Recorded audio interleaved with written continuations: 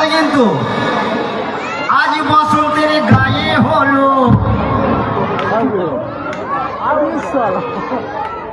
বসন্তের বিয়ে গো, শিমুল পলা সাজবে আজ নাকে নুলুক দেয়া গো, নাকে নুলুক দেয়া। শিমুল পলা সাজবে আজ নাকে নুলুক দেয়া গো, নাকে নুলুক দেয়া। আমির মুকুল জামির মুকুল লুকি দেবী শেষে গো, লুকি দেবী শেষে। কি আনন্দ লাগছে দেখো এই বসন্তের এই দেশে গো, বসন্তের এই দেশে। কোকিল পাখি সুরে সুরে, কোকিল পাখি সুরে সুরে গাইবে মধুর গানে গো, গাইবে মধুর গানে গো। শিমুল পলা সাজবে আজ নাকি নুলুক দেয়া গো, নাকি নুলুক দেয়া। শিমুল পলা সাজবে আজ নাকি নুলুক দেয়া গো, নাকি নুলুক দেয়া।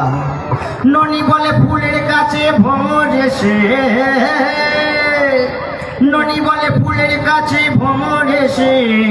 নৃত্য করবে খেলা গো, নৃত্য করবে খেলা। দাপুটে মেয়ের ফুলের গন্ধে কেটে যাবে বেলা গো, কেটে যাবে বেলা। হৃদয় আমার নাচ রিয়াজ, হৃদয় আমার নাচ রিয়াজ। মন করে আমছানে গো, মন করে আমছানে গো। শিমুল পলা সাজবে আজ নাকি নুলুক দেয়া গো, নাকি নুলুক দেয়া। শিমুল পলাশ সাজবে আজ নাকি নুলুক দিয়া।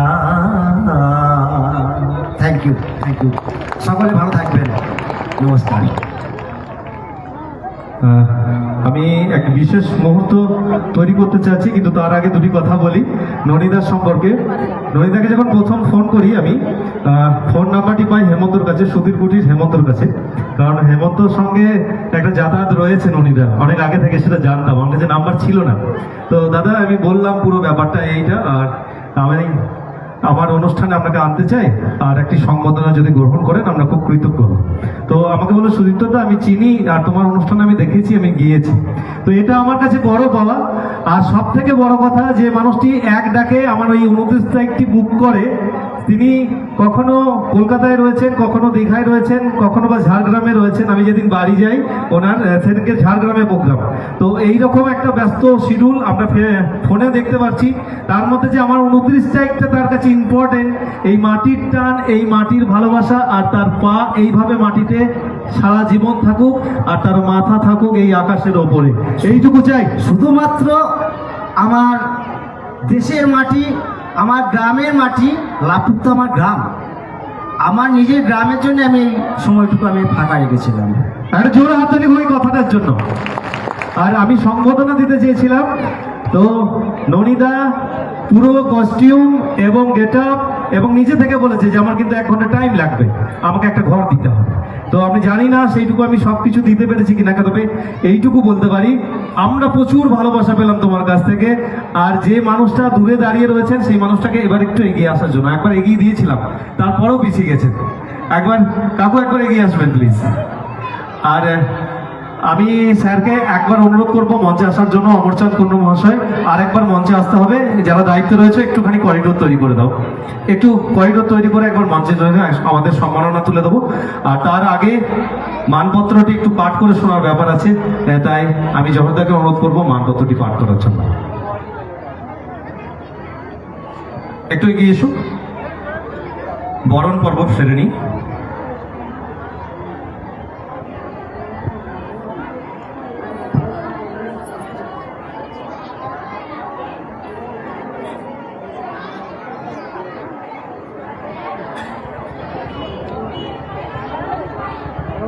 আমি স্যার আর একবার আমি প্রথমেই সনাতন চৌধুরী মহাশয়কে মেমোটো দিয়ে বরণ করে নেবো। মেমোটোটি তুলে দেওয়ার জন্য অনুরোধ করছি আমার গুরুজন, আমার প্রিয় মানুষ অমরচাঁদ কুন্ডু মহাশয়। যে বাবা দুটি কথা আমার খুব মনে লেগেছে সেদিনকে ওনার বাড়িতে, যে আমি আমার ছেলেকে বলেছিলাম তোর এই জাত শিল্পীটাকে কোনোদিন ছাড়বি না। তো অনেক দুঃখ কষ্টের মধ্য দিয়ে যায়, কিন্তু আজকে তার ফল পাচ্ছে। এই কথাটি আমার খুব মনে লেগেছে। আর এই শিক্ষাটা আমি আমার ছেলে মেয়েদেরকে দেওয়ার চেষ্টা করব। আমার 130-40 জন ছেলে মেয়ে, আমি তাদের পিতা। তো আমি দেওয়ার চেষ্টা করব, তোমার এই ভালো লাগার শিল্পটা কোনোদিন ছাড়বে না। একদিন তোমার এই ভালোবাসা থেকেই সম্মান ফিরে পাবে। তো একবার জোরে হাততালি হোক এই পিতার জন্য। এবার মানপত্রটি পাঠ করে শোনার জন্য অনুরোধ করছি।